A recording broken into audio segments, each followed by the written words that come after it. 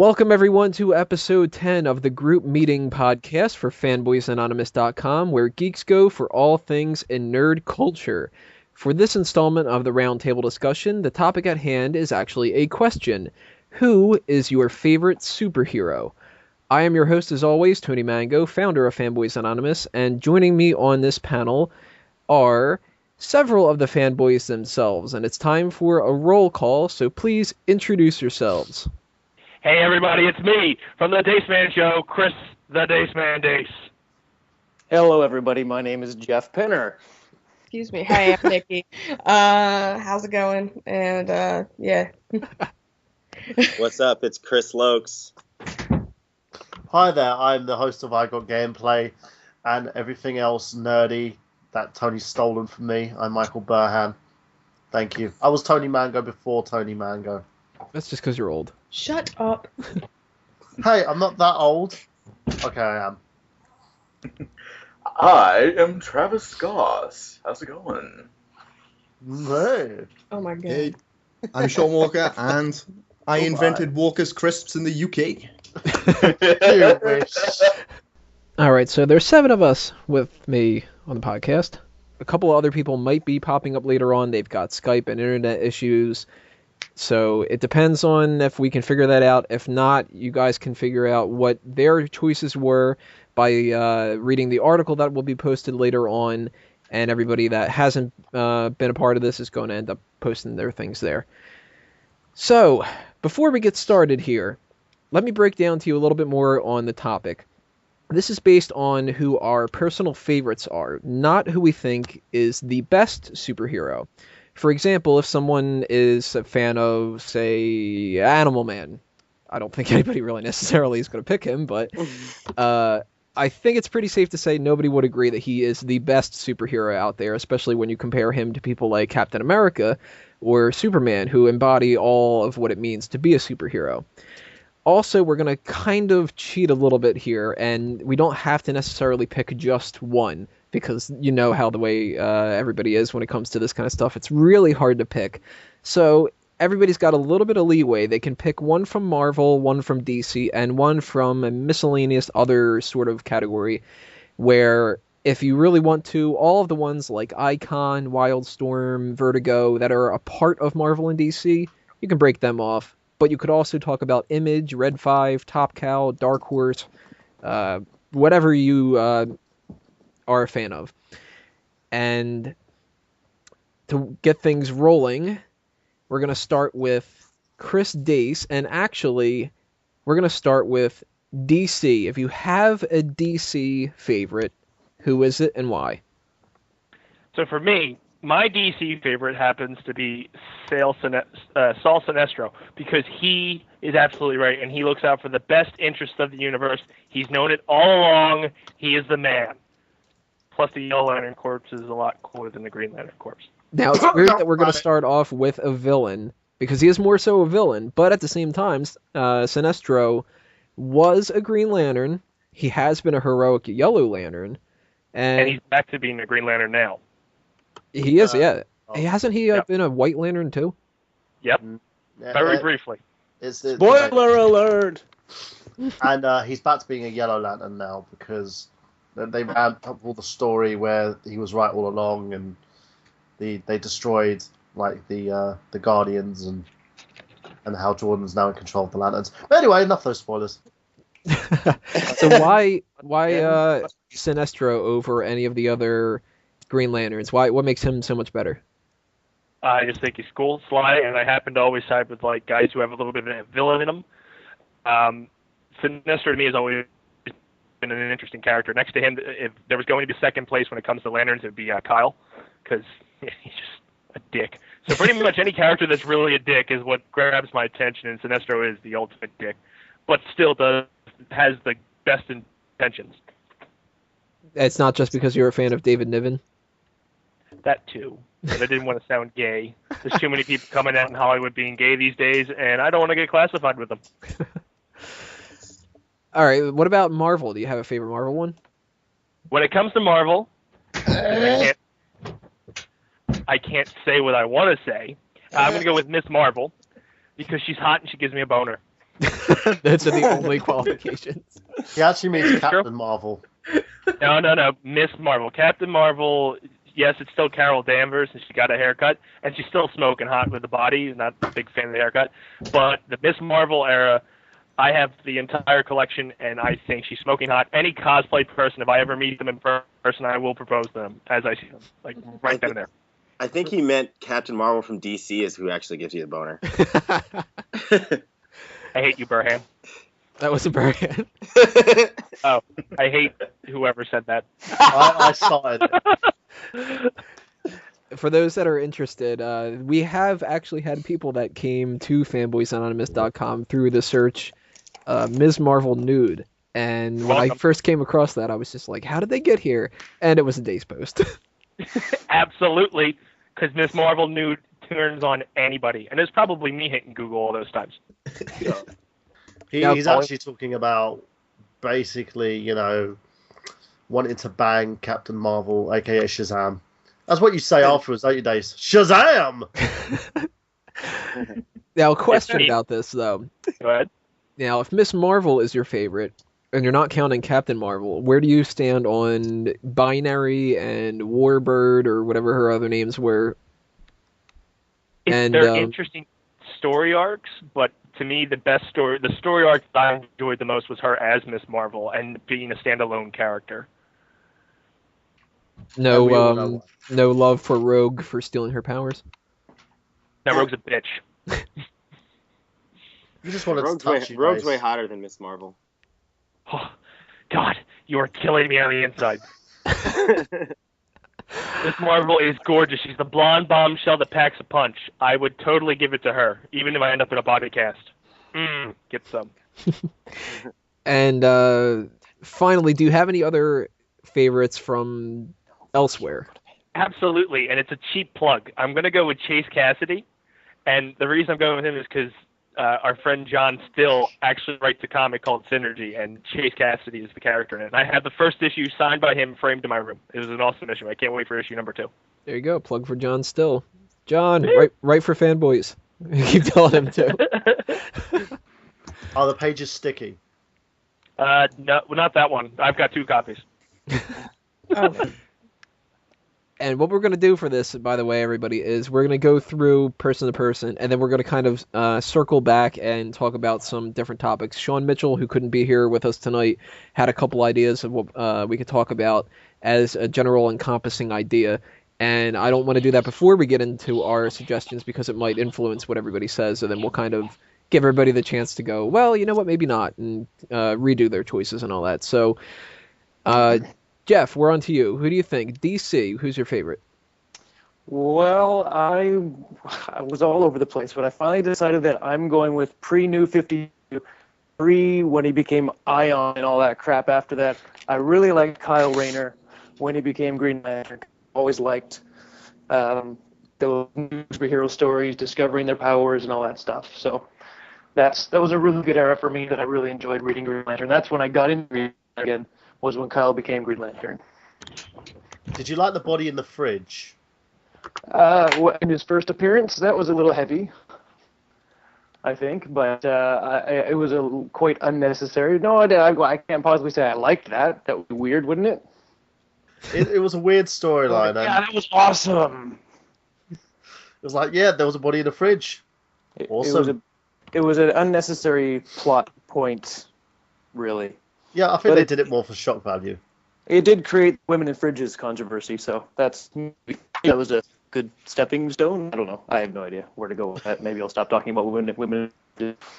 But yeah, I enjoy the fish for the water. You know, he spent a very long time getting used to the ring, and he was an artist, and many of us are artists like that, so that appealed to me as well, and I really enjoyed reading his stories over the years. Like when he teamed up with, there's a funny issues with Booster Gold and Blue Beetle and stuff like that, and it was a good few years.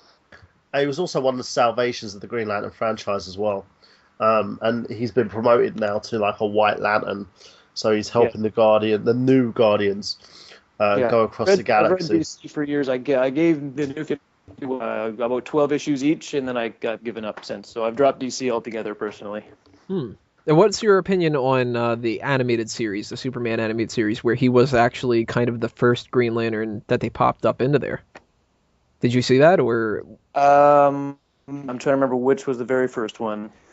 there was an episode in the Superman animated series where Kyle gets the Green Lantern ring, and he's working as an artist for the Daily Planet. Oh, that's the one where he goes to the building when he gets thrown through the city, right? Mm-hmm. Yeah, okay. Yeah, I kind of was surprised they chose to do that, actually, because especially when he smashed into Hal Jordan's plane, that kind of insinuated, obviously, that Hal Jordan was available and the ring didn't choose him. Yeah, I thought that was a little weird too, and a lot of people have actually been really upset about that because in the minds of a lot of people, and it's kind of odd that we have right now two Green Lanterns that aren't the quote unquote originals, because you can say it with Alan Scott, and you could more so say it for Hal Jordan. Uh, Kyle Rayner's got quite a bit of love here, but Dace, you said you were thinking about Guy Gardner for your second. Instead, you chose the wrong name. Yeah, I accidentally said Kyle. I meant Guy Gardner because he's an absolute prick. But like I said, those are the type of heroes that I enjoy a lot. Guy Gardner was pretty awesome. I'll give you that. I always used to hate Guy Gardner, but now I think I like Guy Gardner. I can't get past that haircut. True. Haircut's gone. Good. It's about time. It should have been gone before he even existed. But it must have been loaded because Warriors got destroyed about 5 billion times, and you always just built it back up. See, I'm personally not a fan of Guy Gardner. I like, out of all of them, the best, probably Kyle Rayner. Dude, how can you hate on that jacket? What, on Guys? Yeah. It's just so weird looking. It looks like he just, like, walked by some kind of, like, he was, like, window shopping one day, and he was like, I guess I'll make that my costume. Anytime I think of Guy Gardner, I always have this picture in my head. I can't remember what issue it was, but there was a cover of a Green Lantern book. Who knows which one it was back in the 90s, of Kyle Rayner. And is that dog's name Snarf, or what's that dog's name? I don't know. There's like a Green Lantern. There's like a Green Lantern dog. I can't remember his name. It doesn't matter. It's something like Chip, who's the chipmunk, right? And I just picture them flying on the cover. That's how I remember. That's how I remembered which one Guy Gardner was getting into DC and stuff like that. So he was wearing his puffy jacket and he's got his bowl haircut and all that stuff. So very iconic. He reminded me of Tony Mango a lot. I wouldn't know. I don't have that jacket. What are you talking about? My jackets are awesome. No, but you have the hair. I've seen you. God, if I had that hair, I'd kill myself. You've tried. What about Marvel, Jeff?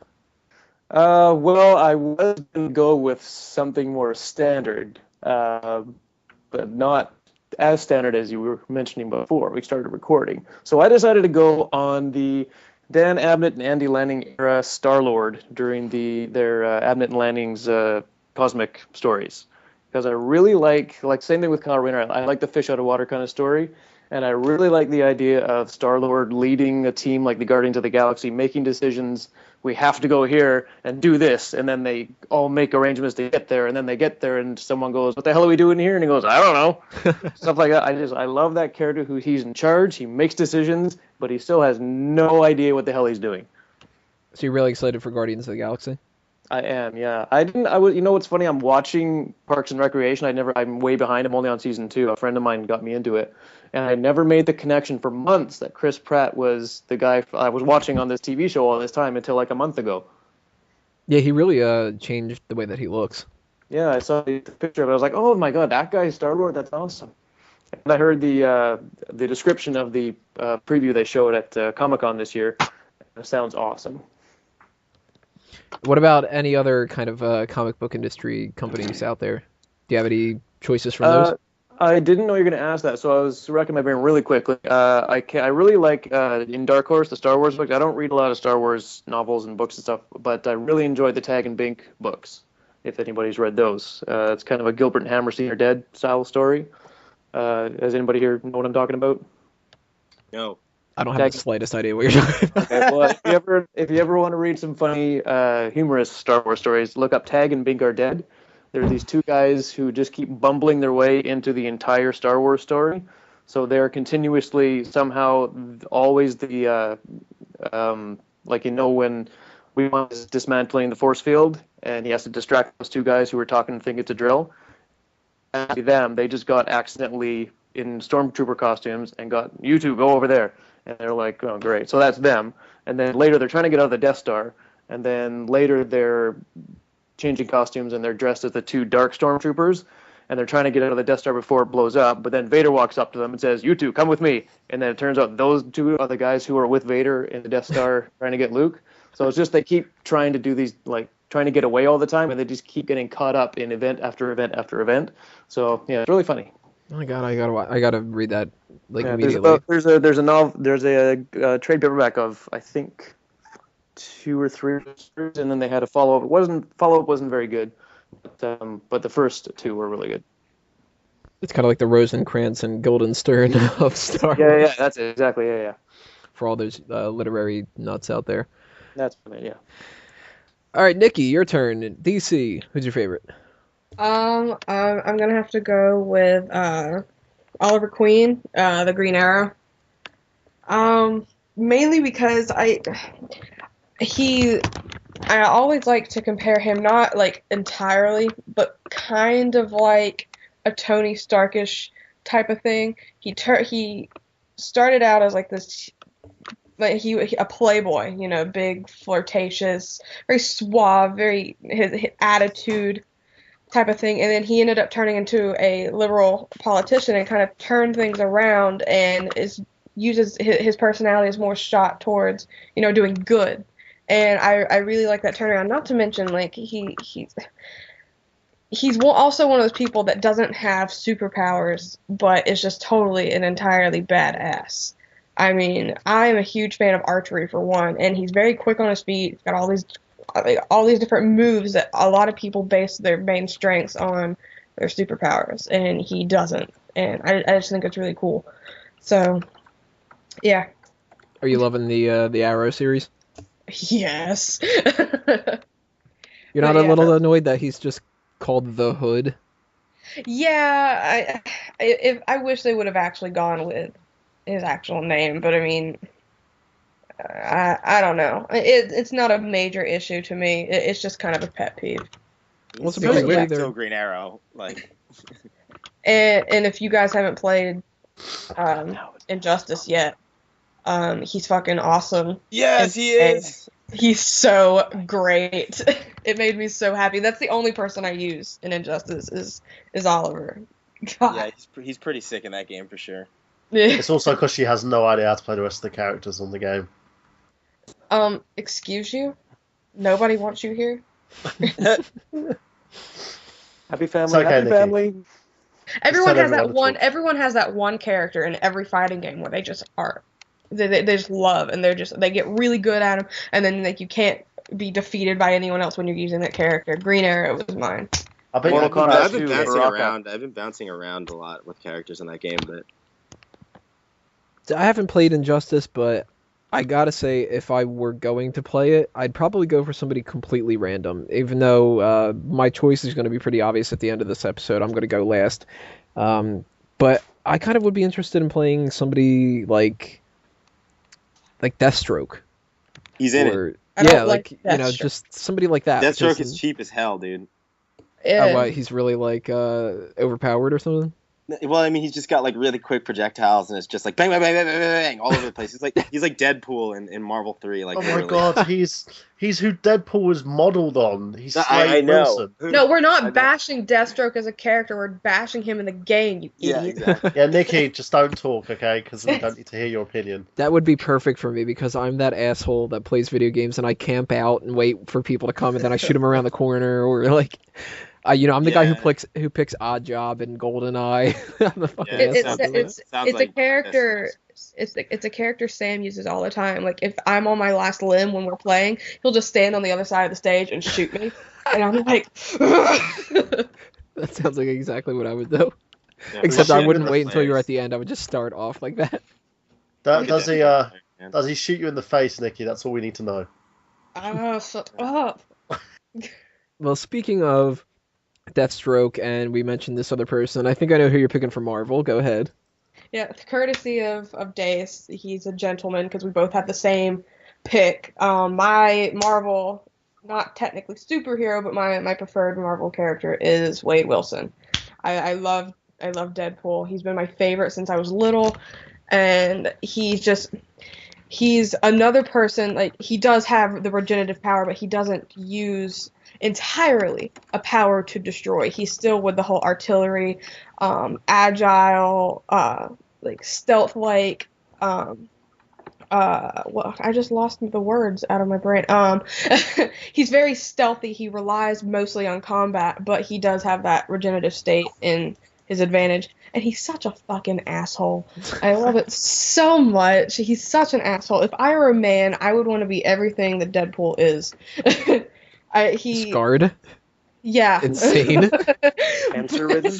Yeah, Split cancer. personality. Completely miserable and numb to the point where he just uses humor to enlighten himself the fact that he wants to jump off a bridge. That is me. And I bet she loved him in Also- X-Men Origins. He's also, in a way, very relatable to a lot of aspects of, like, different people. He is one miserable motherfucker, you know. He's not physically attractive. He's got all this stuff going against him.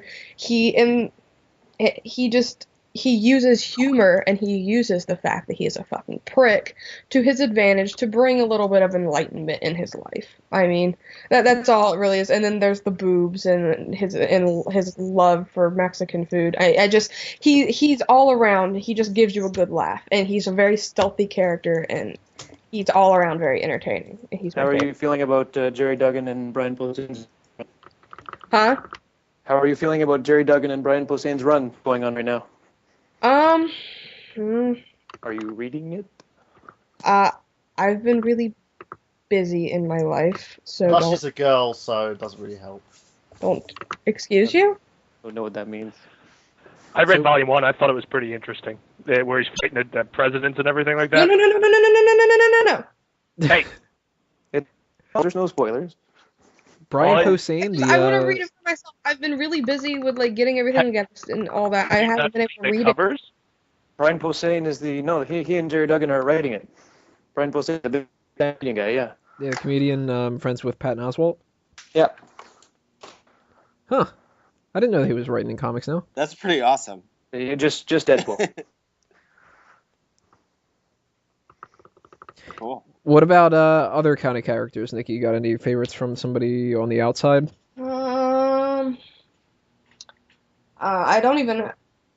don't think so. Other than, I mean, I think Hellboy's cool from Dark Horse, but that's about it. If I had to pick out of anything else, I mean, if I had, like, a DC comic, like a Batman comic and a Hellboy comic sitting next to each other, I'd probably go with Batman. So, I mean, I don't really... No, not really. So, yeah. But, yeah.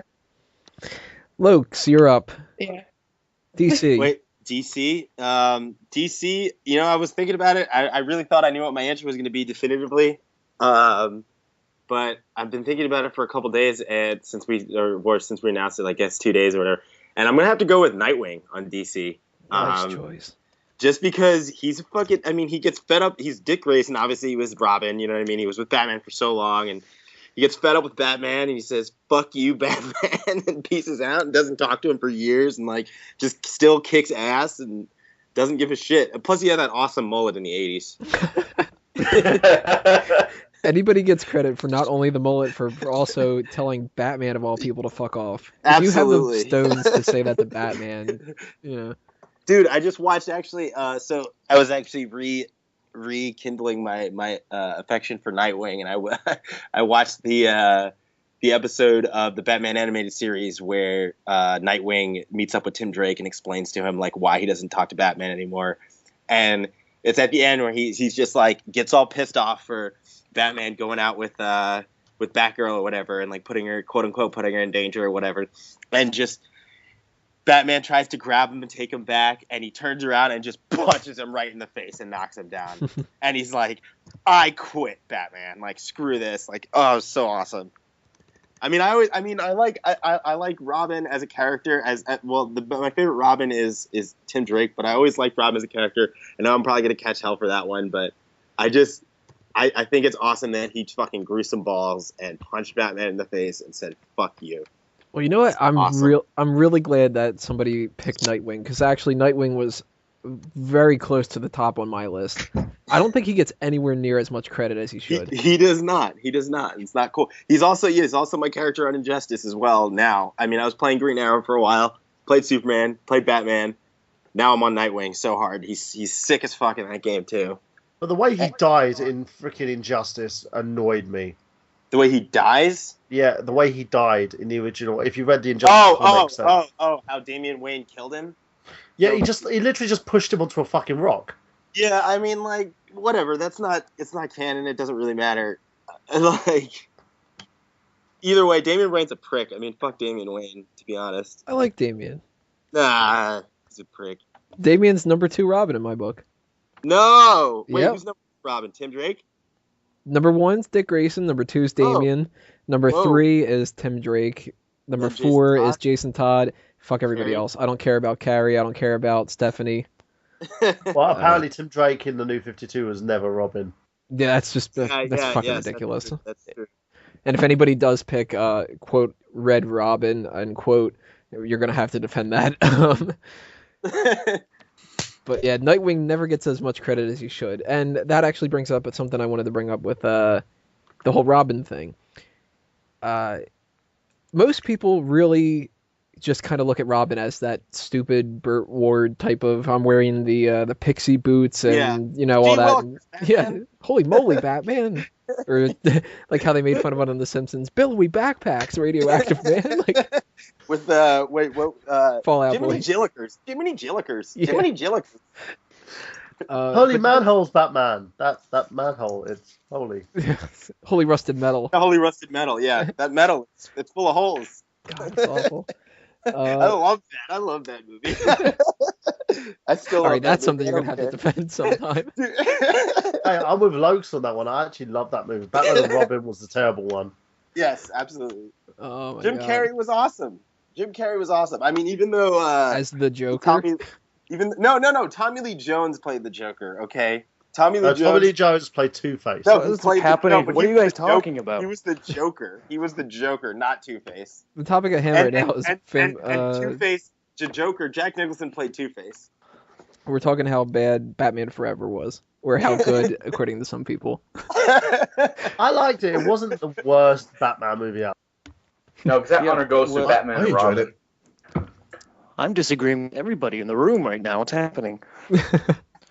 Tommy Lee Jones based his laugh on a comic book directly, as it says H-A-H-A-H-A-H-A. If you watch the movie, he literally just goes ha ha ha ha ha ha ha ha ha ha. He pronounces every H-A. That's his laugh. Yeah, I didn't understand why he was cast in that movie. That was just wrong. But I don't understand why anything happened in that movie. I kind of ignored him and focused on the Riddler. To play the Joker. All right, well, Marvel for I agree. Locs. Marvel was gonna have to go to. I mean, I love Spider-Man, but Did we lose? honestly, Venom is cooler than Spider-Man in my book. Can you hear me? Yep, now we Can you can. hear me? Good. Okay. I was gonna go with Spider-Man, but to be honest, it's Venom. It's not Spider-Man. And I had Venom? Venom is fucking awesome. Brock Venom after he moves to San Francisco and all that shit. Like anti-hero Venom. Fucking awesome. Do you hate Like- Scorpion Venom as much as I do? I don't really like Matt Gargan Venom. Yeah. No, fuck that, dude. Fuck all of that. Eddie Brock is Venom. Nobody else is Venom. Mm-hmm. And he's Like, Venom too. He's not anti-Venom. anti-Venom. He's not I don't toxin. like that. I don't like anti-Venom. Like Venom after like Todd McFarlane's fucking Venom when he moves to San Francisco and starts being lethal protector or whatever. That's awesome. And I always used to self-identify with Spider-Man for a really long time, and I don't know. I had this really weird experience where I just kind of reflected on my life and realized that I like Venom more. Are you I reading had a the weird Mike experience, Thompson, reflected on my life, and went, you know what? I would love to be a symbiote that eats people's brains. Absolutely. What were you saying, Jeff? Oh, I was just saying, is anybody reading the Flash Thompson version of Venom? No, I haven't. I have not read that. Who has two thumbs and reads it? This guy. I read up to about issue 20 when that big war started with the, I can't remember that guy's name, but that's about where I stopped. I didn't mind it though. It's pretty good. It's pretty good. Splash Thompson being Venom is weird. Like that's even I don't know. To me, if you wanted to make Flash Thompson a character like that, give him the toxin thing because that cop, nobody cared. Yeah. But I'm a part of the Eddie Brock is Venom, that is it kind of thing. Mac Gargan, he's great as Scorpion, but fuck the whole Venom thing.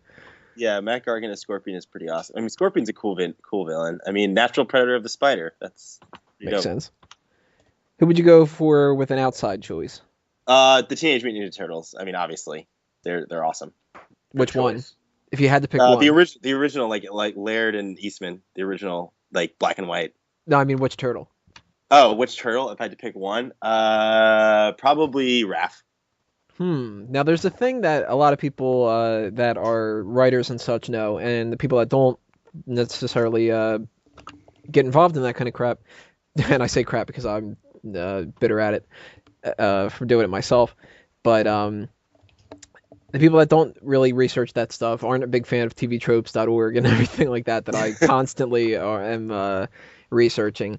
The Four Temperament Ensemble is what a lot of people kind of refer to with Teenage Mutant Ninja Turtles. Whoever you tend to have as your favorite, it kind of reflects back on who you are. Absolutely. For instance, the two people that I liked the best were, I liked Michelangelo a lot, and he almost became my favorite, but I always went for Leonardo, and I think it's because not only was blue my favorite color, and not only did I think that the whole sword thing was better than the other weapons and all that, but I always liked how Leonardo was like the guy who could kind of take care of everything and all that. And I'm like, looking back as a kid, and I'm like, I picked like the boring one essentially. Yeah, he was kind of like just the responsible one, whereas Raph was like he wanted to fuck shit up and like just like go out there and just be a ninja and kick ass, and everybody was trying to like hold him back from doing that, and that's fucked up. Raph was a dick. But he was the Raph dick, was I was also just gonna he was also the leader in the comic books, and then they changed it to Leonardo in the cartoon, and that was bullshit. Smart move. No, fuck that. They would never get anything done if it wasn't for Raph, and you know that's true. Always a twat. Leonardo forever. No, you gotta go with Leonardo as the lead. No way. You need someone rational. You needed the Cyclops of the team instead of the Wolverine. No, see, I'll go with Wolverine over Cyclops any day. Raph is nowhere near Wolverine. Wolverine is more rational than Raphael. Plus, those sais, dude, you can break swords. You break swords with sais. Sais aren't like a stabbing weapon. They're for breaking swords. Clearly, the best weapon out of all of them are when Michelangelo wields the sausage. Well, Michelangelo loves to wield sausage. We're going to move on here. Burhan, DC. DC has to be Jason Todd. Really? Whoa. He's a broken character who had to be built back up. You know, people voted him. Some sick fuckers phoned a hotline to have this dude killed by the Joker. You know, we thought we're never going to hear from him again. He died in a freaking, like, explosion with his mum after having his face and everything else smashed to pieces by the Joker. Then he came back and he plotted his way. He literally plotted every bit of vengeance he could find against the Joker and Batman. He's someone who I believe is just as equal to, probably not even better than, Batman himself. What? Because, and I'll explain this. I'll explain this because of the fact that Jason Todd pulled the wool over everybody's eyes. He pulled the wool over Batman's eyes. He pulled the wool over Drake's eyes. He pulled the wool over Nightwing's eyes. He pulled the wool over everybody's eyes. And the reason being was because he knew that Bruce felt guilty. He knew that, you know, exactly that Bruce wanted to save him and couldn't save him. And he used that a lot to his advantage to gain leverage over Bruce Wayne. So in my whole reasoning is he's a huge, at one point he was a huge villain. He was the big Bane on Batman's side, so to speak. But now he's, there you go. And then he's become like the new anti-hero of the DC universe if you check out Red Hood and the Outlaws. And he's working alongside Batman. He wants to redeem himself as well. So I would go with Jason Todd. and he has gotten more over Batman than anybody, and that includes Superman. I gotta disagree with that. To me, Jason Todd is somebody who really works well as this anti-hero, but I don't even think you can compare him to Tim Drake in a lot of sense. Well, look at the way that Todd goes. He goes to that level where if someone deserves like punishment, he'll dish the punishment. In terms of Drake, he doesn't even do stuff like that. He follows a moral code quite similar to Batman. So he's one of these people that could literally... Wait. Yeah, go for it. No. What about... Have you ever read Cry of the Huntress? Robin 3, No. Cry of the Huntress? No. Dude, Tim Drake does some serious damage in that. Like, he's not following that moral code that you're talking about. That's like... Yeah, I'm going to disagree with you there. Okay, what does he do then? Does he kill anybody? Well, he goes... I haven't read it in a really long time. I actually should pull it up right now because I do have it, but... he gets into this like really fucking savage beatdown versus Huntress basically. Right. Okay.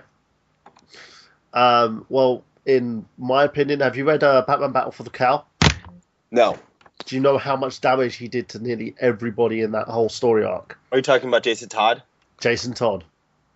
No, I don't. To the point that he nearly freaking killed. I'm not saying that Jason Todd doesn't do that. I'm just saying that Tim Drake definitely has his moments where he strays. He may from have what his you're moments, but he doesn't cross the line quite like Todd does. And as I said, he's now on that process of redemption. If you read Red Hood and the Outlaws, and you see the way that the character's progressing, he's the only character in the Batman universe, in my opinion, who's gone to hell and back, and is managing to bring himself back to that line, so to speak. And he was always the guy that, in all certainties, was never given a chance, quite like the chance he's been given now. Now, if you had to pick, is it Jason Todd as Jason Todd, or is it Jason Todd as Red Hood, or Jason Todd as Nightwing, that little stint he had as Robin? Which would it be? Red Hood. The thing is, I liked him as Robin. It all sort of builds up in his life. I didn't like the Nightwing thing that they were doing with him and Nightwing because it was a terrible story. He turned into a blob at the end of it, literally, and it made no sense. Red Hood is where it's at. He's owned the character. The character started as sort of a character that Joker was before he became Joker, but literally Jason Todd has owned that character, and he'll go to freaking lengths more than anybody else in terms of getting the job done. I do like the fact that that Jason Todd became Red Hood. I think that's cool. Like, he got killed by Joker, he came back as Joker's former persona. I always thought that was cool. But the funny thing as well, he messed with Batman a lot. He got to the point where Bruce was basically losing his mind because of the way that that Todd was acting. And once he revealed himself, my God. All right, what about Marvel?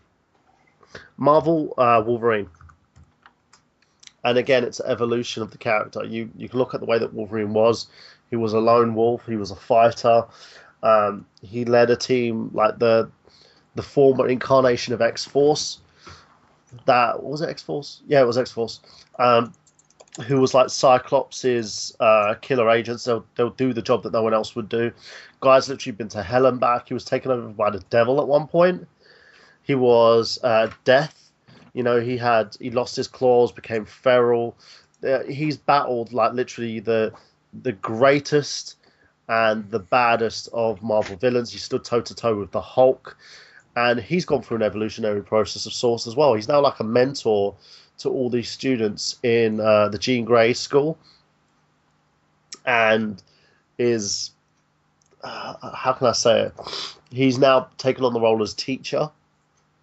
So he's one of my biggest ones, and I always loved the chemistry between him and Jean Grey, and the fact that this guy he's literally, he can be this vicious beast of a man, but he ends up falling in love quickly.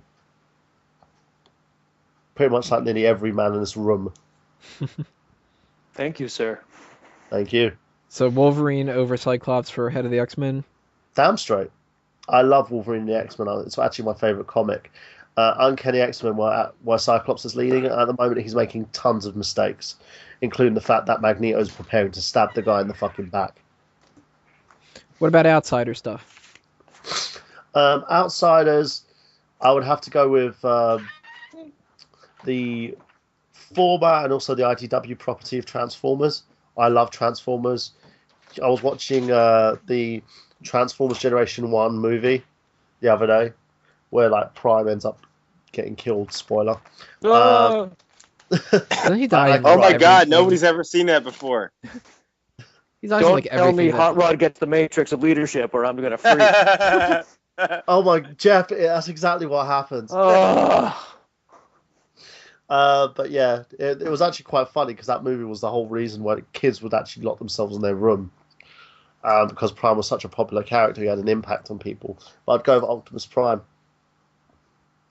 And again, it's a property that's been transferred from Marvel to loads of different comic companies. So you excited for Transformers 4, where he's going to come back and die again for like the goddamn time? No, I hate the Michael Bay movies. I think Michael Bay needs to be shot in the head, but that's me. I agree. Here. I actually have an article that I will be writing eventually that's in defense of Michael Bay. His movies are not that bad. We are no longer speaking. It's going to be a controversial article. It is. I'm going to be sitting there writing you hate mail and swearing about your children and stuff. And I'll be correcting the grammar on it. Yeah, exactly. Travis, you're up. Who do you think out of DC? Who's your favorite? Actually, I was thinking about this a whole lot today, and I just came to the conclusion that I am a big fan of Rorschach from Watchmen. Interesting choice, I know, but this is actually my favorite comic book series of all time. And what I love about him so much is he is such a complex character. He has grown up practically an orphan, and he's gotten into a lot of trouble. And he's a nutcase, but at the same time, he tries to defend what is right, even though in his mind, he has like a warped perception of what right and wrong is, and also that he's got a bitchin' awesome mask that I wish I had. What do you think about that incarnation of the Question that they used in the Justice League cartoon, which was kind of like Rorschach light? I didn't get to that. I haven't seen it. Oh, you got to check that out. It's so goddamn good. Dude, the Yeah, is awesome. Yeah, I definitely will look that up. That sounds pretty cool. And I know that's when Alan Moore was creating Rorschach, that he was trying to base him off of Steve Ditko. Mm-hmm. The funny thing is, the recent incarnation of Question is part of the Trinity of Sin. What's that? I actually have not been following that a whole lot. What is the Trinity of Sin? They're a group that basically Pandora is one of them who's recreated the DC universe into New 52. Mm-hmm. And she holds a box, and these guys have literally been pulling the strings of the whole universe from the shadows. And he's a part of it? Question? He is a part of it. It's actually quite awesome. Isn't it DC's backdoor plan that if they want to go back pre-New 52, this is the Pandora thing and everything is kind of their go-to? Yes. Cool. So far, they've made a lot of money from the New 52, so I think they're sticking to their guns for now. I mean, I'm reading Jim Lee's Superman. It's pretty awesome. Is that Unchained? Yeah. Yeah, it looks good. The one thing about Jim Lee is consistency. He likes to draw stuff, but after a month he gets bored. Well, yeah, because I mean, he also gets like offered like a million things at once. I mean, the guy's just like, oh yeah, I'll draw for you, and I'll draw for you, and I'll draw for you. And he's like, fuck, I just overbooked myself. Yeah. What about Marvel, Travis? Let's see. Well, Nikki actually took my answer, Deadpool, but I have to say I'm also a pretty big fan of Iron Man. I really, really dig that guy. I can see you as Tony Stark. You'd see me as Tony Stark, really? How so? Yeah.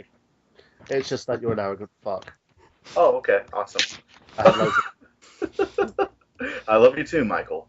But no, I mean, I'm kind of a late bloomer when it comes to this character. I mean, of course, I saw him in the movies, and then it actually inspired me to go read some of the comic books, and wow. I wish I had that kind of money.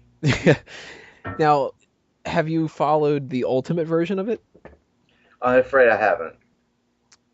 I have. I know. I'm kind of a late bloomer, so even though I do admire the character, I still have lots to learn about him, but I still think he's awesome. Well, in the Ultimate Universe, he's dead. Oh, they killed him off? Yeah, That fucking thing is just garbage now. Reed Richards has killed him and basically took an Infinity Gem out of his head, which was a tumor. But he's still Iron Man's still alive, if that makes sense. But Stark's dead. That's just they had a great Peter thing Parker's going with dead Ultimate, too, but in Ultimate.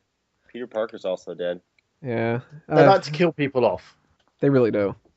It was fantastic before. You know, we'll argue about that on a whole nother podcast. Why Ultimate is better and worse than 616. That'll be a great discussion one time. Yeah, but they're gonna be ending it soon anyway because it's coming to a conclusion with the Hunger storyline. Yeah, and apparently Peter Parker Googled like Miguel Morales or whatever and found something, but they didn't show you exactly what he found. So I guess they're going to probably try to bring like that version of Spider-Man into 616 also. Well, with I don't know. There's too many Spider-Men on 616. They're bringing 2099 as well. With Travis, for the outsider choices, do you have any? Marv from Sin City. Good choice. I didn't expect anybody to pick Sin City. That was a good one. I've never prepared for that. Why Marv? Well, the way I look at Marv, he's just like Rorschach in a way. They're both vigilantes. He's just trying to find out who killed his girlfriend, Goldie, even though I don't think there really was a relationship there. But he's just trying to find who killed her, and he eventually does, but he actually has to pay the price for it. Yeah, and he also gets confused. Yeah, and of course throughout the whole story, he's heavily medicated. Either it's pills or alcohol, basically. Are you heavily medicated as well, Travis? I should start. With all the shit's going on in my life, I think I need a few pills. Well, you need to make sure that if you're heavily medicated, you shouldn't drink as much as Tony Stark at the same time, or you'll probably end up like Rorschach. That's probably what ended up happening. This public service announcement brought to you by FanboysAnonymous.com. Knowing is half the battle. And Vicodin. The more you know. The more you take. Sean Walker, your turn. DC, who's your pick? Right. Unlike you guys, I don't read an awful lot, so all my stuff is just opinion on TV shows that I watched as a kid when I was growing up. So for DC, I had to pick Terry McGinnis from Batman Beyond. That's awesome. Because for me, Terry McGinnis is just a badass. He is like a teenager growing up with his issues. His dad is dead. He takes over Bruce Wayne as Batman. He's got an awesome suit. Did you ever read any of the Batman Beyond comics? Sadly, no, but I'm hoping that I'll be able to find them somewhere along the lines and download them all and read them. Yeah, I mean, Terry is actually a pretty awesome Batman in the comics. And he also appeared in the final episode of Justice League. Yes, that is true. Saw that. That was a really good episode.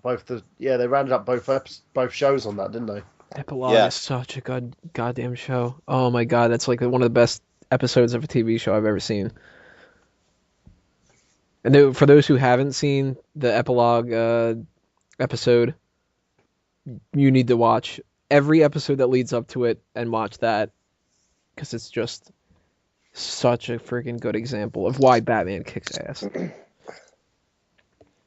But Terry McGinnis, now, a lot of people kind of do that whole thing where they decide for themselves what they want a story to end in a certain way for. Some people think that almost every superhero needs to die, and that's the end of this show, or the end of the series, or the end of the issue, or any of that kind of stuff. But with Batman, we've kind of got a lot of different options here. Some people go, Dick Grayson needs to be Batman. Some people are Damian Wayne. Terry McGinnis seems to have quite a bit of followers. Do you think that if they do introduce some, like, the end of Batman and all that, that they should throw Terry in there? Oh, definitely. Yeah. Well, they didn't in one of the comics, Batman is like, actually, I'm pretty sure this was happened pretty recently, where like Batman is like on his deathbed basically, and like Terry's. I think that's like one of the earlier like Batman and Beyond comics, something like that. Yeah, when he gets to be too old, somebody's got to take it up. Yeah, exactly. And I hope one day that's me. What was that? And I hope one day that's me. I'm of the school that I think it should be Damian. But as I said before, I am a big Damian Wayne fan, so I kind of... He's dead. Yeah, he'll come back. Get over it, Tony. Nobody stays dead except for Uncle Ben. Not even Bucky anymore. What about Peter Parker? Oh, spoiler. Colossus stayed dead for a while. Yeah, he was dead for quite a while. Oh, Parker is also dead. You know what? That's also true. I like Superior Spider-Man Doc Ock Parker. It's fucking awesome. No, but I hate Dan Slott for doing that, though. It's like, I loved him. Good. When he had a moral conscience behind him and he had that sort of fragment of Parker left, it would have been so awesome just to have him there as a backdoor. And Slott was like, no, I'm just going to kill him off anyway. No, that's even better. I'm really excited to see where this is going. They never should have had that Parker in his head in the first place. I was really excited to read that story with just Doc Ock, as long as he stopped saying the die is cast in pages. But Peter was in there. I thought that was stupid. I just want to see Doc Ock, same, like I said before, I like fish out. So Doc Ock in that life would have been great with absolutely no connection whatsoever. So I'm glad he doesn't have his memories anymore and all that. And the Peter's gone. This is what I wanted it to be. Absolutely. I agree. But it's just so weird and perverse. It's like 1 minute he's coercing Mary Jane, the next minute he's like going after Aunt May. Peter. Which is hilarious. He's an old man in a young man's body. Of course, he's torn. He almost married Aunt May, so of course that's going to be part of it. And he also had sex with her before the wedding. Which Peter had to reimagine. Yeah, Peter was going through his memories, was like, no, I don't want to see this. It was hilarious. Poor Peter. They just beat that guy down, don't they? Hey, your parents are dead. Now your uncle's dead. Now your aunt's dead. And now your girlfriend's dead. And now you have to... No, just kidding. Your parents are robots. Yeah. Peter Parker is the embodiment of perseverance. That was a good article. The life apparently had an affair with Norman Osborn. Gwen Stacy. Mm-hmm. Yep, with Norman Osborn. Your friend's a drug addict. Now he's your villain. Now he's dead. Now his dad slept with his girlfriend, and he has a baby from his dad for some weird reason. Tell you what, that's how they should end the Peter Parker story. He just eventually goes, you know what, fuck this, and kills himself. That's what would happen in real life. Stands at the top of a window and just like, yeah, I'm not doing this anymore. Fuck you! It'll be called One More Day, ... literally. Shaun, what? Since we're on the topic of Marvel here, what's your Marvel character? Who's your favorite? Well, for Marvel, it came down to two choices. It was between Eddie Brock or Scott Summers. So I went with Scott Summers because, again, he's a badass and he is the leader of the X-Men and a rival to Burhan's crappy Wolverine. You know what? You and Scott Summers can go and do one, all right? Are you sure you didn't pick Scott Summers because I already picked Brock? No, I ponder, and everybody knows my stance on Cyclops. You know, he's just ace, and he's the brother of Havoc as well. And they should never have killed him off the shitty X-Men movies, no matter how shit they were. Fuck those movies. Well, maybe Days of Future Past is gonna. Superman Returns. Yeah, Cyclops just became a Superman character instead. Yeah, he like dies and like that movie. shows up in Bryan Singer's Superman. Yeah, that's why I wonder why they killed him. That's what happens when you're sucking on Bryan Singer's knob. Yeah, I'm in agreement. They need to bring Cyclops back and Jean Grey, and they need to just they need the Days of Future Past erase X-Men 3. They brought her back. She was lying on Wolverine's bed throughout the whole entire bloody That was movie. fucking bullshit. That was like, poor Famke. That's her whole goddamn paycheck is, sit in the fucking bed again. Hey, I all liked you're her doing. boobs. She's I so like her hot boobs. too. Why would they fucking do that? I would take the paycheck. Sure, why not? I would just take the paycheck just to lie there next to her. If the whole movie was me lying down next to her, that would be great. I'll just be staring at her boobs all the time. Yeah, but you've seen watch that. Goldeneye. When you lay down next to her, you end up getting strangled by her legs. Yep. Again, that's the perfect way to die. As long as she bones me first. Sounds like a Bond. I'll agree with that. That sounds like a Bond title too. A perfect way to die. You know what's Dun, funny dun, about dun, dun. you know what's funny about Cyclops and Jean Grey is that the Famke and James Marsden, is he Marsters or Marsden? He's one of them. Marsden. They actually were both on Ally McBeal. I know this is really weird and random, but they both were. So weird. Maybe that's why Ally McBeal looks like that. She actually is a mutant. They were both on that show. They both played lawyers at Ally McBeal's firm in like the 5th season or something. Yeah, and she was a bitch in that, and so hot. Yep. And tons of cleavage. Oh, Robert Downey Jr. was on that show too, actually, Iron Man. Yeah, he got, the funniest thing about that, he actually got, the whole headline came out because he was doing the show, and I was watching it mainly because of him. I was like, oh, he's back, it's great, he's doing TV now, and I'm good on him. And the next day he was caught in a dingy hotel room with a bag of coke, a hooker, and a gun. So Yep. yeah. Yeah, he got fired and then he got rehired. No, he got fired, and then he ended up going back to do movies again. No, they put him back on the show later. I would just watch the entire series. Did they? Did they put him on the final episode, or? Why are we discussing Ally McBeal? There were superheroes on that show. There was the last episode where he was like doing that whole abdominal thing with Taye Diggs, but that was it. No, he was on more episodes than that. Dude, I just watched the entire series. Well, Shaun, what would your outsider choice be? Right. This is gonna be a random one. I don't know if you guys have ever heard of the Dandy comic books in the US, but it used to rival the Beano over here. So it has to be Banana Man, because Oh, cool! Never heard of it. because whenever this kid ate a banana, he would turn into Banana Man and save the world.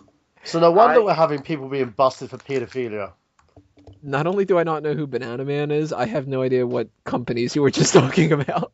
Oh my god, I can't believe you brought up Banana Man. Because in the UK, they actually turned it into like some short cartoons. They did, yeah. Fun fact. Oh, sorry. He's just Go ahead. He's just fascinated with phalluses. And the great thing is too is a little fun fact is for anybody in the UK who are the Goodies fans, that cast of that show voiced the characters in Banana Man. Whoa. Is Banana Man's mortal enemy like a gorilla? It's Donkey Kong. That would be fantastic. No, it's like is that Banana Man or is it bananas in pajamas? It's Banana Dude. You know what? They're going to probably end up doing a clone saga with him, and then he's going to have a secret brother. He's going to have a banana hoodie. Instead of like the Batman and Robin, his sidekick is like Plantain Boy. No, it's got to be like a tomato or something. So, would you recommend Banana Man for us to check out? No. Probably not, no. No. Honestly. Oh, no. If only we had the blog talk board on here, because I'd put on the shit is everywhere thing. Because literally that show was a big pile of shit. That's Man, gonna I was turn. 4 when that came out, dude. That's gonna turn things towards my way. And before I give my answers, I'm gonna bring up a couple people that I thought might have been chosen by other people that I'm actually surprised they weren't. Nobody picked Captain America. And nobody picked Thor, Hulk. No love for the Fantastic Four. Never. Silver Surfer. I'm going through my Marvel list right now, as you can tell. Another! For Tuck out there, I know that he was going to pick Doctor Strange. I know not many people are a big fan of Ant-Man, Wasp, Punisher. Didn't really get any love. On the DC side of things, I'm really not surprised at all that nobody picked Aquaman, because fuck him. A lot of Man is a badass. I like In Aquaman. Injustice, he's like the Thor of Atlantis. He's like so fucking he's awesome. He's cheap And in as the fuck. And in the Flashpoint paradox, He's another fucking Deathstroke, dude. He's like cheap as fuck. With his He reminds me of Thor in Injustice for some reason. like Thor from Marvel vs. Capcom, or just like his attitude. His attitude. makes sense. I can see that. and if in Flashpoint paradox, he's like one of the lead villains for a reason. He goes around killing people like no one's business. He beheads superheroes. Did you say Parallax? Paradox. No, Flashpoint paradox. Oh. And in a similar sense, I would say if you're going to go for somebody else that's kind of like the Thor of DC that nobody picked, would be Wonder Woman. Nobody really likes Wonder Woman. Nobody really does. Fuck her couch. That's the weird thing. And they think that they can't do a movie, but they keep thinking that they can do a TV series, and a movie would be so much better. Nobody picked The Flash. Surprised. He's stupid. Flash is I like Flash. Flash is awesome. Well, some of the Put him on track. Wally West Flash? is awesome. Wally Flash has, West weird is like things this annoying, immature little womanizer who's like, oh, look what I can do. I can run super fast. And that's why it. he's awesome. What are you talking about? Barry Allen, much better Flash. Can we all agree I like- that Jay Garrick sucks balls? Yes. I like Reverse Flash. Impulse. You would. No, Bart I'm Allen? being sarcastic. Flash has the worst fucking villains of all time. Yeah, when you have Captain Cold, it's one of your best ones. You really know that you're not you're stretching. Boomerang. He's got like a reverse version of himself. He's got like a mind reading gorilla or some shit like that. Yeah, Like, Gorilla Grodd. what is that? I don't know, because none of these people should stand a chance against somebody who's able to like go back in time and shit. It doesn't make any sense. It doesn't. Couple other people that I am a little bit surprised nobody brought up. Maybe not necessarily that nobody picked, but nobody brought up. Martian Manhunter, Batgirl, Cyborg. The way that they're cramming him down everybody's fucking throats now. Oh, Cyborg is so... Cyborg died, man. I brought up small- Batgirl briefly. Yes, for those who didn't check out the article, Lee Thompson Young, who played Cyborg in Smallville, committed suicide, so that's a shame. Oh, Tony Mango's plagiarizing me. I was going to do it first. Plagiarizing something that wasn't written yet. Exactly. He went in my mind. My mind. I'm really curious to see if anybody who wasn't able to join the podcast tonight would have picked Booster Gold. Because he's such an odd character that has such a huge following at the same time. Really? That's why every book he's been in has been cancelled. Oh, you can't imagine how many people love Booster Gold, though. I really enjoyed Booster's last series before that stupid New 52 stuff. I haven't been following him since New 52, but I think he's kind of a cool character. So many people love Booster Gold, but I don't really follow him. I hate Booster Gold. He's so annoying on DC Universe. But the series they did with him, it was the tag was he was the best hero you've never heard of, and he was going around fixing history. But it was all behind the scenes. It wasn't like this big flashy book. It was really good. I liked it up until they brought his sister in, and then they introduced some kid that he found and brought back to our time with him. Then it just got stupid. But the first 20 issues were really good. Yeah, it was a cool idea. For my actual choices, though, I'm gonna go the reverse.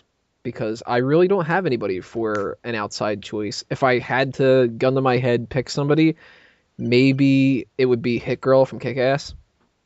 I'm just a big fan of the way that they've been doing these movies. I haven't read the comics, so that's kind of like a cheat.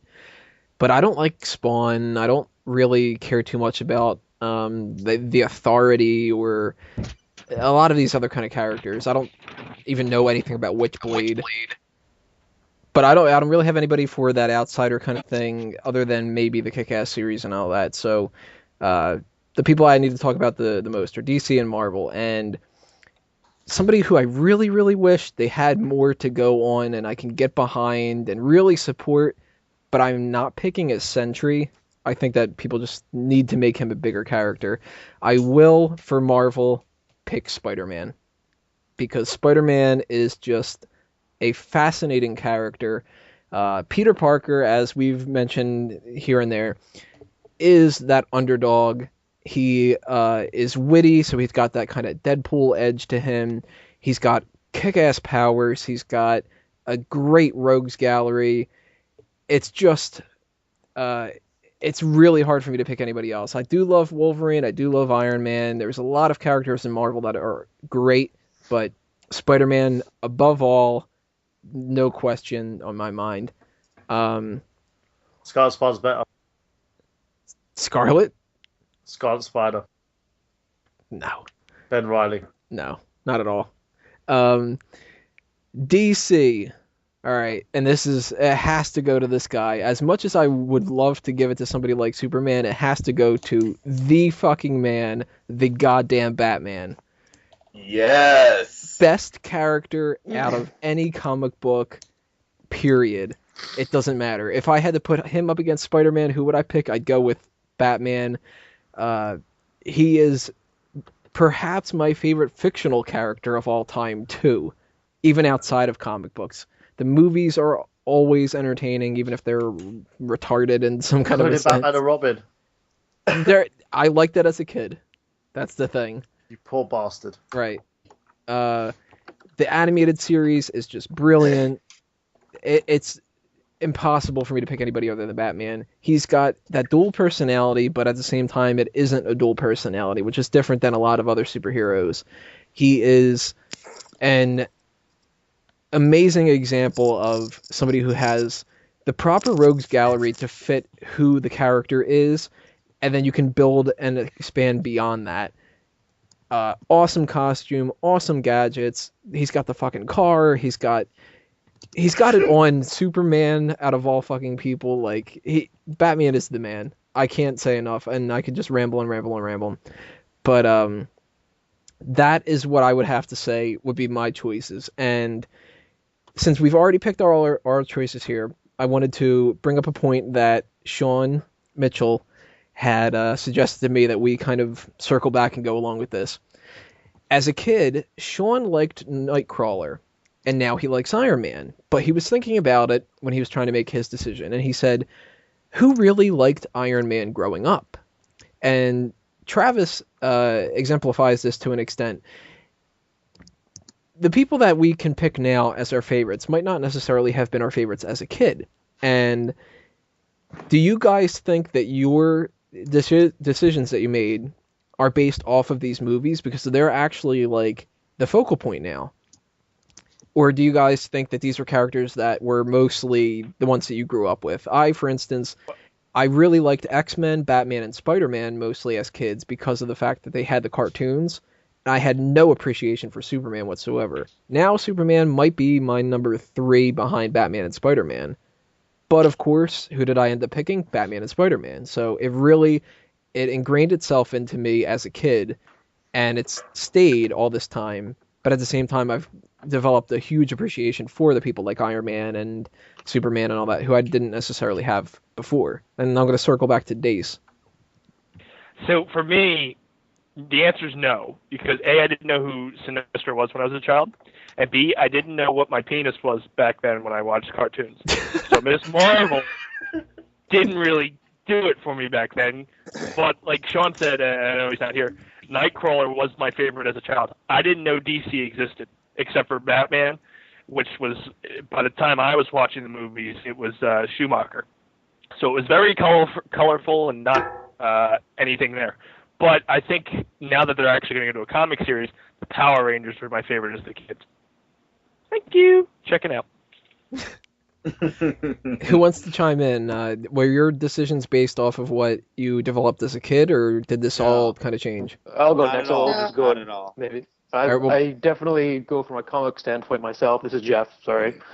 I've been reading comics pretty consistently for about 25 years, so I've got a pretty good opinion of that outside of the movies and the cartoons, which I also love, of course, but I really base who I like based on, I kind of take the comics as that's their core original mythology, right? Whereas the cartoons and stuff can kind of play with it a little bit, so, yeah.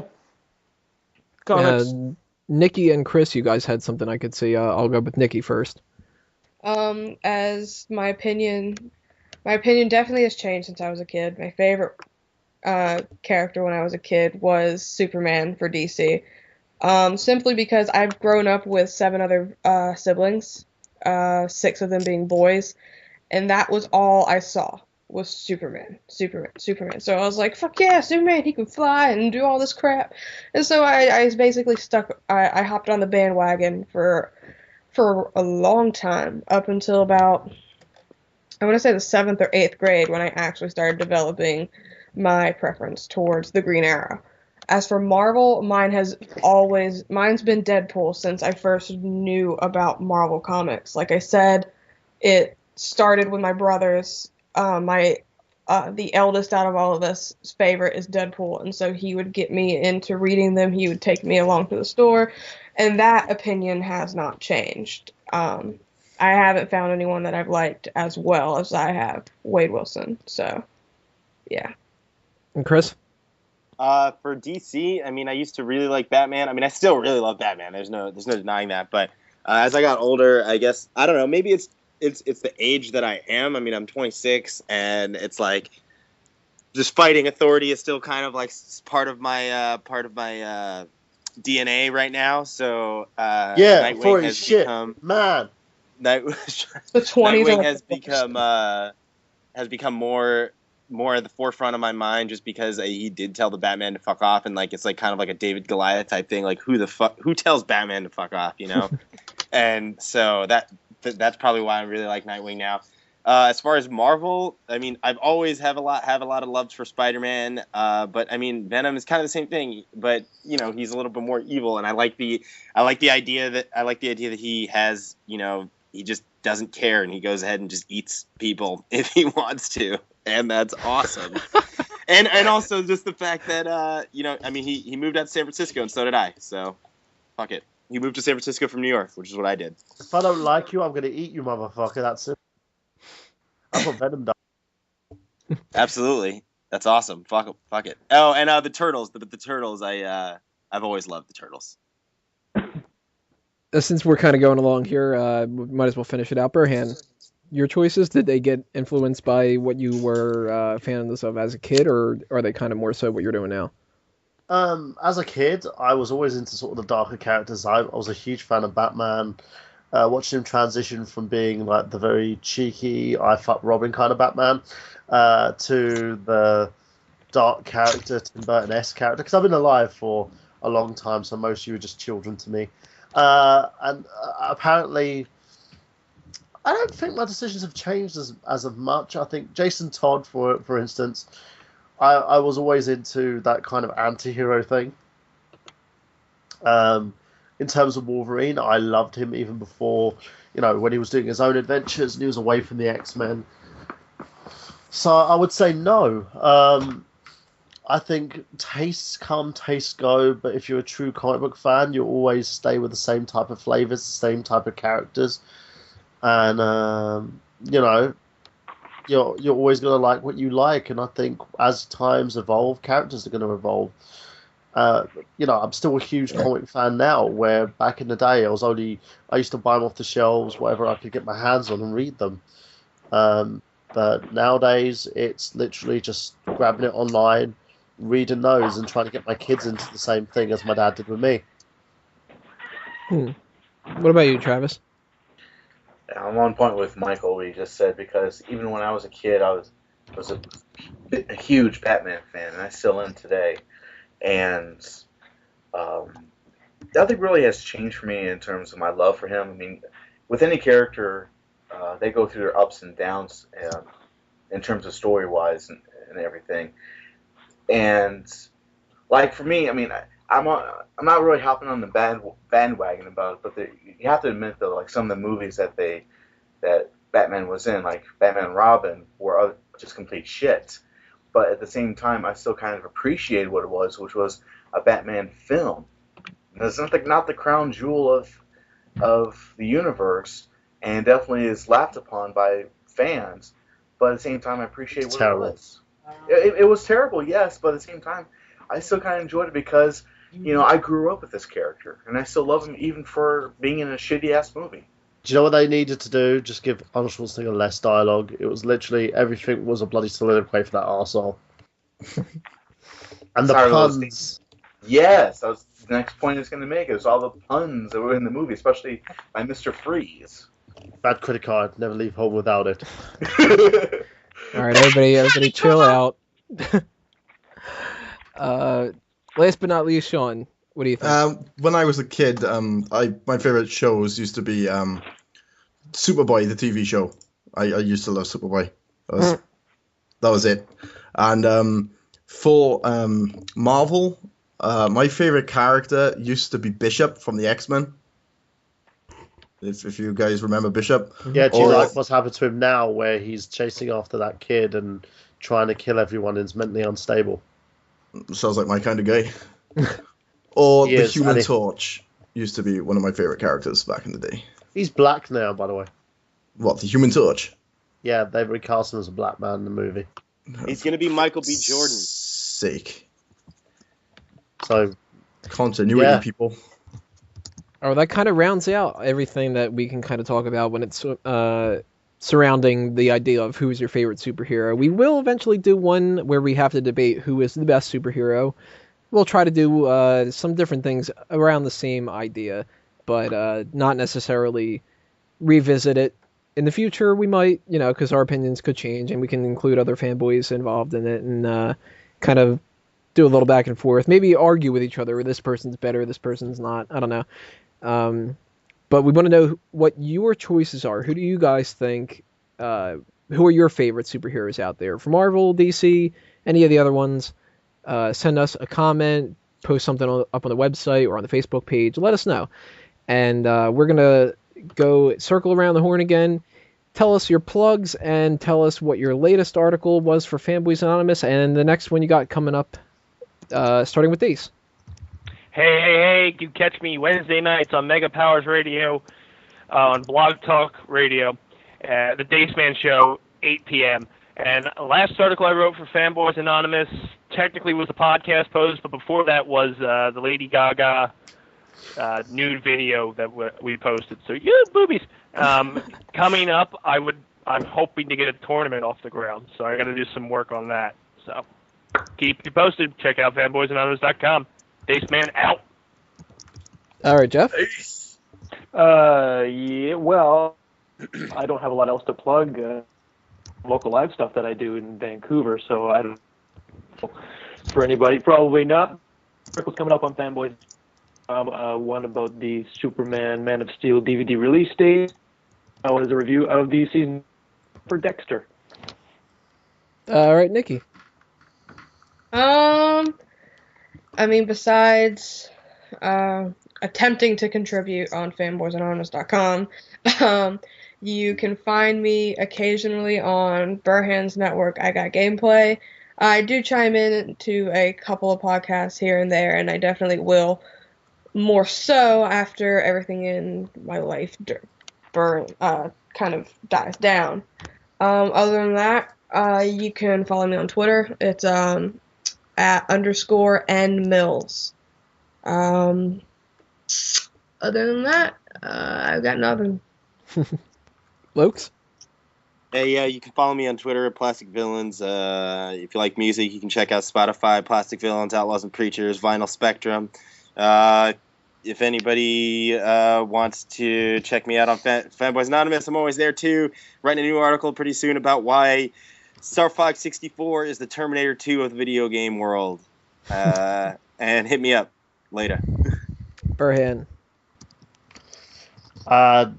As always, just check me out on the Burhan Network, apparently is what it's called at the moment.